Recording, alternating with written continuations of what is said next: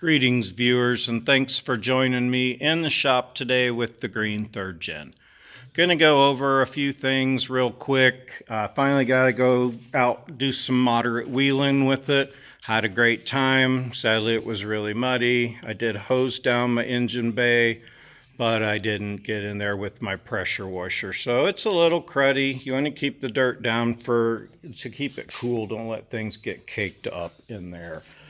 I did have my air conditioning fail on me. Goes through, would go through the 2 holes there. Had to pull the condenser. Make sure you throw a rag on top of those lines so that dirt doesn't get in them.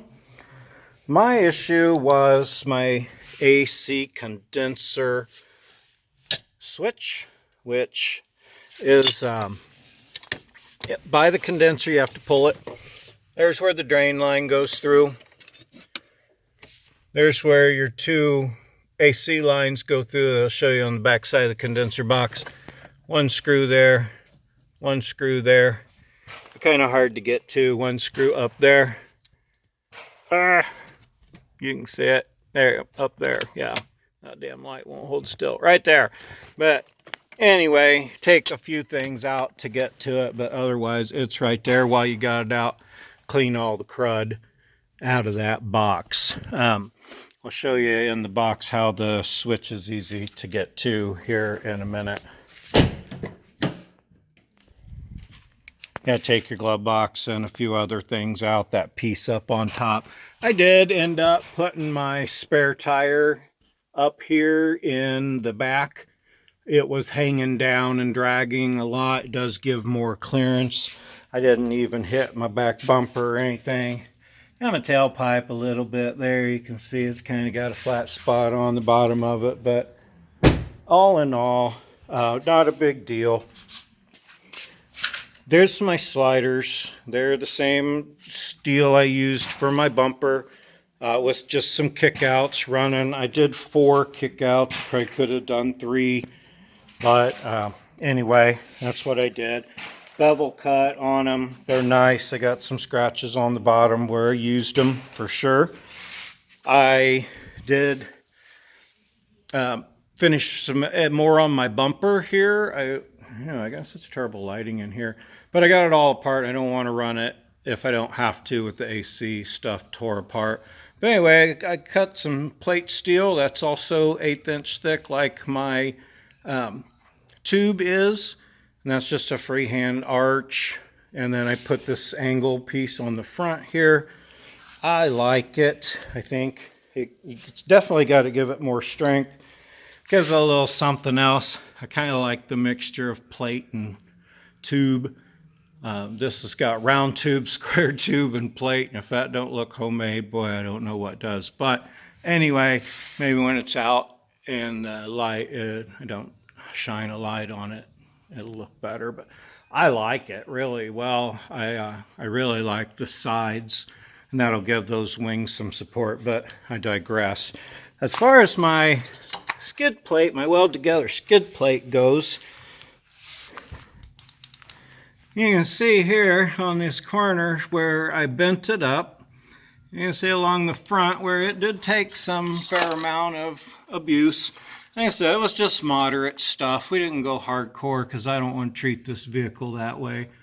But it bent the corners up a little bit. You can see quite a bit of scratches and stuff underneath. All that's okay because that's what it's for.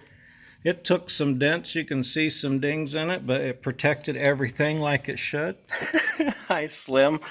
Come on through. I keep thinking I want to put a piece that goes from here to here as a bevel since this is flat, and so I'm probably going to do that. I'm just going to cut a piece and put it on here and make some room for my holes here for my screws. But anyway, I think ultimately I'm going to put a bevel piece on there. It only took a couple of hits, but I don't like it that it's flat. After using it, I don't like it even more so being flat. So a few bends in my skid plates, perfect. They're doing their job. I like that. I like what I did with my bumper. I'm happy with my sliders. I had an issue over here where I got a stump.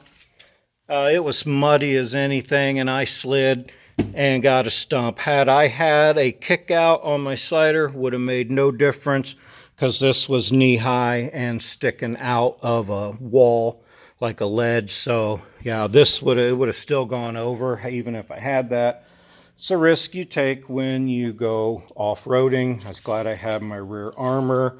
I did put my spare in the back, take it up out of the bottom. That gives me more room down here on the bottom.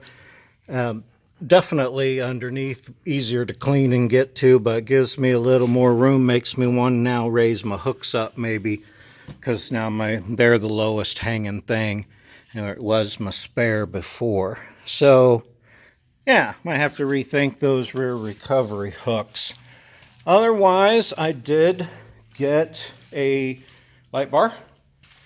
I wanted some auxiliary lights. These LED headlights are freaking amazing. Those ones with a little fan behind them, they're super nice. This is an ultra thin, slimline 20-inch light bar. It'll do white flood, amber fog, both, or it'll do a series of flashes. Flashes white, flashes amber, flashes back and forth between amber and white. I want it for the fog mostly, but I think the bright white flood could come in handy in certain situations. So I got that. I think that's a good place. I was going to mount it under, decided to go up with it. So that, with the combination of those LED headlights, this thing is crazy bright. Now when I get stuff like that, I don't like to spend a bunch of money. Everybody knows that.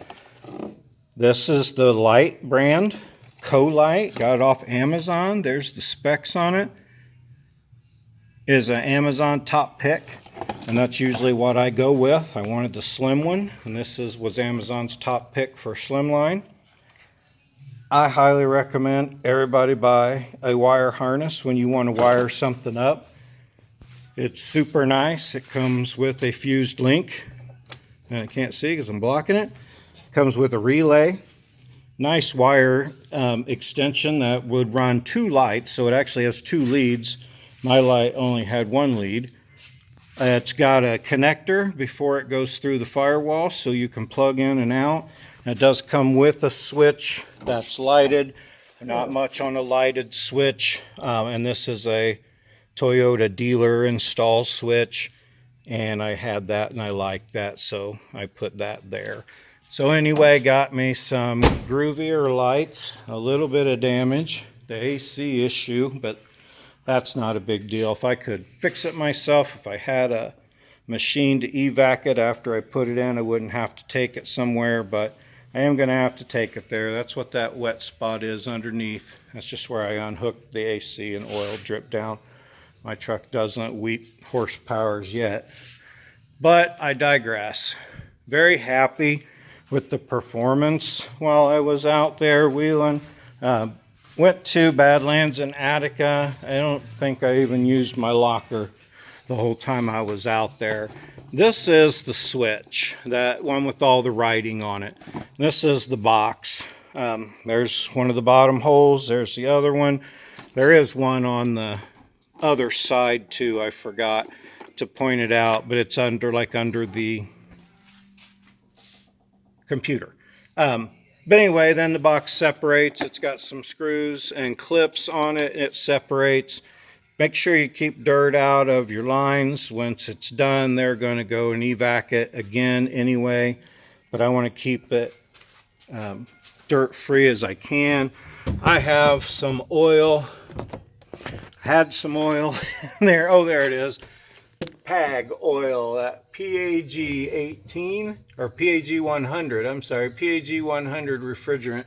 That's the proper type of oil. I guess that's the type of oil you're supposed to use on your O-rings and stuff. I don't know that that's crucial, but that's what I already had some, so I'm going to use it because that's air conditioning safe oil. The same oil you put in your system. I tried recharging this for the AutoZone recharge system, and it wouldn't do it. I had to take it to a place, as much as I hate to do that. But anyway, They told me what was wrong. I got my part coming. It's like $32 and it's like a 2-hour job. So don't pay a fortune to do that. Fix it yourself.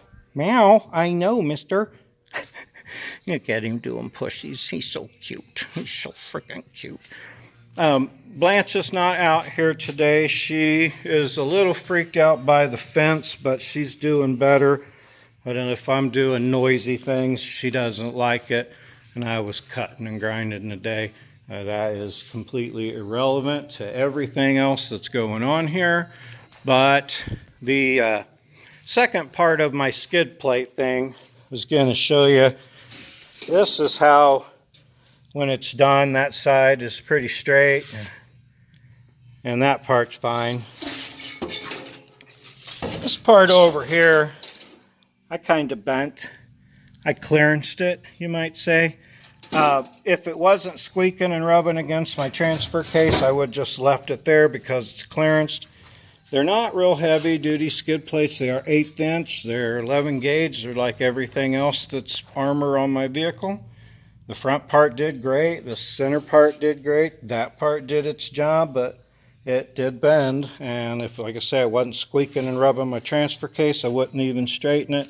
I then want to beat that with a hammer and see if I can't get it a little straighter and put it back on. If I do that little bevel piece in the front, of course you'll see that next time I ramble on about stuff on my 4runner. One other little tip thing that I do, and I recommend people with IFS do.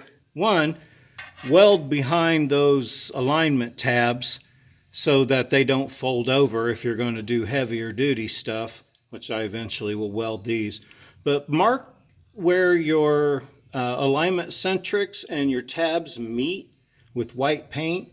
And then if you are wheeling and you hit down real hard and your alignment gets wonked up, you can put it back based on those marks.